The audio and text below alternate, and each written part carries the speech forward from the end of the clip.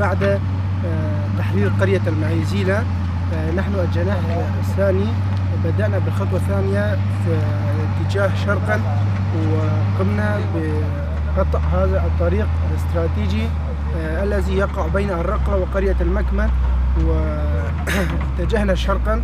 والآن تبعد قرية المكمن 50 كيلومتر عنا، وسنتمكن من تحرير جميع القرى التي تقع أمامنا الطريق، وبقيت القرى التي تقع خلفنا باتجاه الشرق محاصرة الآن.